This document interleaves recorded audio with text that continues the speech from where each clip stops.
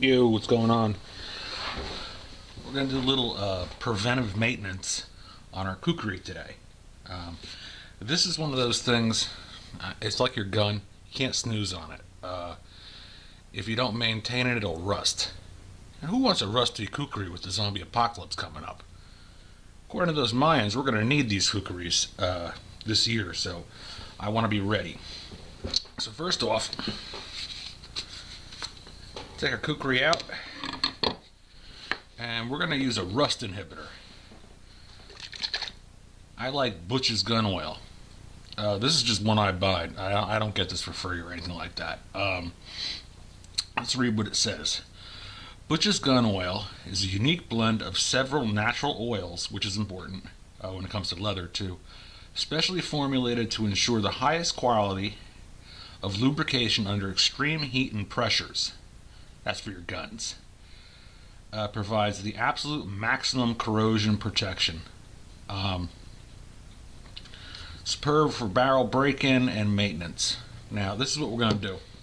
We have our two blades, and we have the sheath. Now, with the sheath, we're going to put a little bit of, on a side note, Ballistol works for this too. A little bit of the gun oil on here, and conditioner, and we're going to rub it around.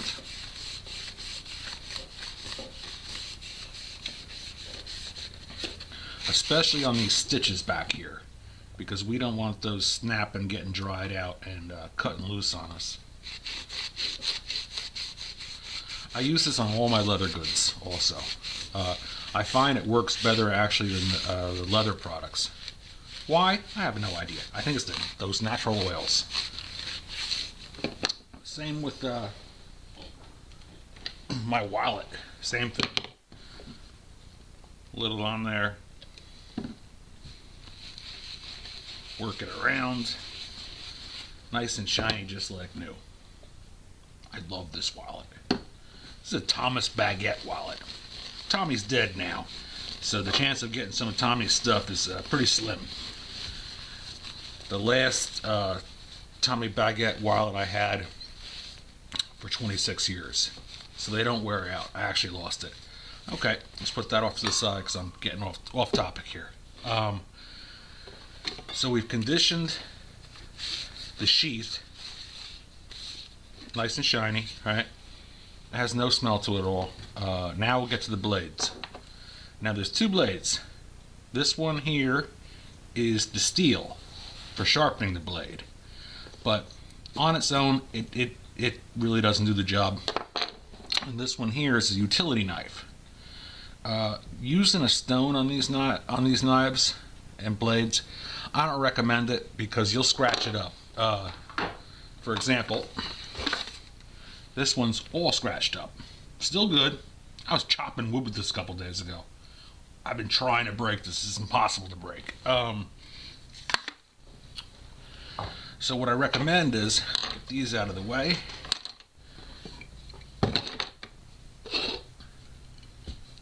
Is a carbide sharpener. I don't recommend this for everything. It's just with the curvature of this blade and the way it is, you don't want scratches all over it. There's two carbide bits in here, and they go and sharpen the blade. Nice and easy. Couple strokes. It's like the fine end of the stone where you don't want to do it too much or it'll actually dull it. So just a few. You'll feel it. When it gets to be absolutely no resistance, it's sharp. That's pretty sharp. Okay.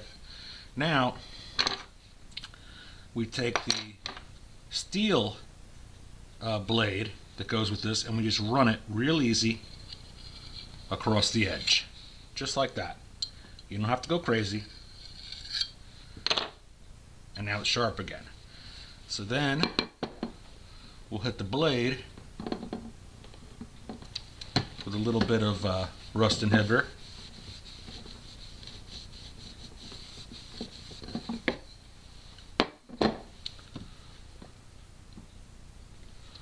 Both sides. And this is something we can leave wet because we want it to go into the sheath wet. The sheath has something called cow grease in it. It comes from Nepal. That's what they preserve it with. And these stains on here are from the cow grease that's inside the sheath itself. And the same with the wood. We'll put a little on there. Give it a rub around. Not a reach around, a rub around. I love this blade. I can't wait to start chopping zombies' heads off with it. I think it's going to be my first line of defense. I may want to shoot them, but I got to tell you, I'm dying to decapitate zombies with this. So that's what I'm looking forward to in 2012. Look how thick that fucking thing is. Awesome, awesome blade. Alright, so we'll put that one in here. And then that brings us to the utility knife, the smaller version. And you'll see a lot of Nepalese actually grasp the two blades. Let's see if I got it right here. Like this and this. And they mimic the same motion as the carbide sharpener. It's a little tricky. Where they run it in there like that. But I find the carbide sharpener is much more effective, and it does less damage to the knife. You don't want it all scratched up. All right, get that there, right in there. And this is all handmade, baby. There's no assembly line making this. So put that off to the side, and let's get the cheap one out. Cheaper version. Made in Pakistan.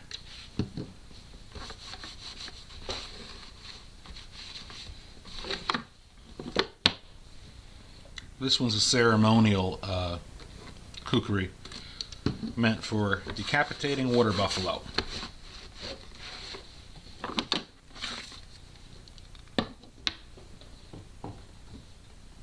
A little bit of this on there. Same thing. You're just lubricating it.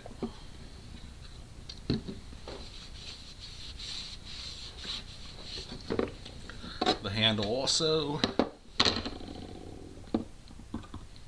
This is one tough motherfucker, this is, I gotta say that.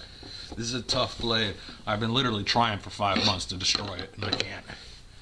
Other than sticking it in something and bending it, but it's pretty hard to bend. They make these out of leaf springs, most of them, from cars. Alright, then we hit it with the carbide sharpener. Nice and easy.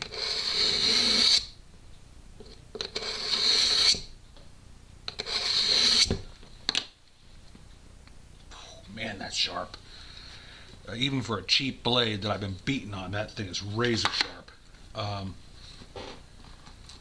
You can use carnauba, which is car wax on the sheath, but I don't recommend it because it leaves like chalky film on everything.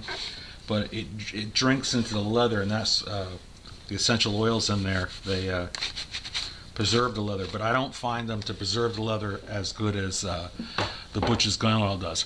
I use this on all my handguns. I have Ballistol. I use Ballistol for, believe it or not, I use it for the snowblower and power tools, chainsaws and things like that. You can do a lot of stuff with Ballistol. It's just a little pricey, and it's a little hard to get where I am. I walk into Lowe's and I was like, "Do you have any Ballistol?" The guy looks at me like, "Bella what?" You know, it's one of those things around here you got to get online. So that's how you maintain your kukri.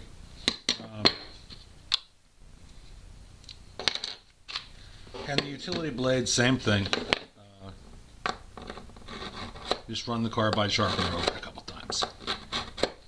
I mean, will it slice paper? No, but it will cut through rope, nylon line, fishing line. It's, you know, this is one of those things where you can't carry this. You can't carry it on you. In the great state of Alaska, you can. And Montana also, you can carry. You know, and that's one of the things I love about those places. I mean, they're extreme environments, but, you know, your freedoms, they're really not infringed too much. You can pretty much do whatever the fuck you want to do. And I love that lifestyle. put me on the mountain in the middle of nowhere and let me be. Let me do what I want to do. That's just the way I am. A lot of people are like, oh, I want to live in the city. I need all those creature comforts. Absolutely not. The further away from the city I can possibly get, the better off I'll be. I just like the lifestyle of being out in the woods and being out in the mountains. And, enjoying life with your freedoms. Enjoying your freedoms and exercising them. So, you see how shiny that gets? This gun oil, and again, this is Butch's gun oil. See, you can tell by the bear on the bottle. The bottle lasts a really long time. Where did I get this? Believe it or not, I got this at Sears. They didn't have it in their retail store. They had it online, so I bought it online. It was $8 for 4 fluid ounces of it. And I've had it now for quite a while, and I use it every month because, like I said, it rusts down here quite a bit. I have so much salt in the air. Hold on a second here.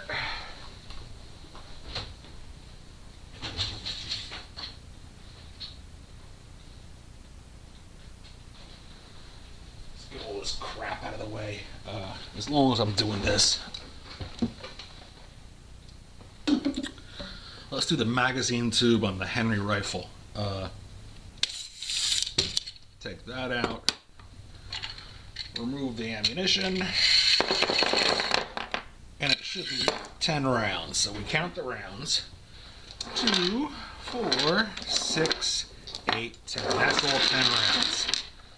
So what we do is we'll hit that magazine tube. It's brass. It's not going to rust, but I don't want it to get all green and funky. So we hit that. I lubricated the spring in here like 2 weeks ago. Like I said, we really got to keep up on this around here. And then hit the barrel. You can hit the wood, and it's not going to stain or mess up the wood. And I put a couple drops right in there. Cycle it. Okay. A little on the outside of the ejector. Do.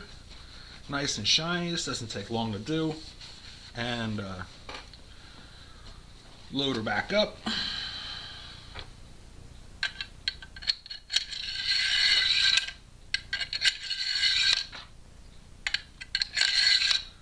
This is my second home defense weapon.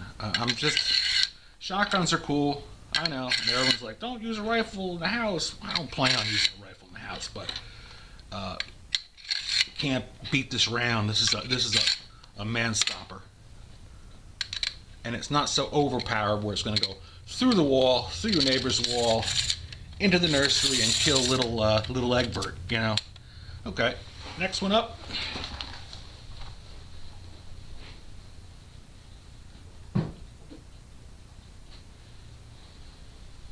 These are my all-time 2 favorite rifles. And this one's a Marlin. What is this one? Marlin 336. And this is a 35 Remington? Yeah, 35 Remington. A little bit of that on there. Swish it around, nice and easy. We do it every month so that we don't have any problems with rust. Now mind you, this gun is from the 60s, and it is my absolute, as far as rifles go, best shooter. I sold a lot of rifles, but there's 2 that I will not sell at any price, and it's this one, the Marlin 336, and the Henry Big Boy in Long Colt 45. Later.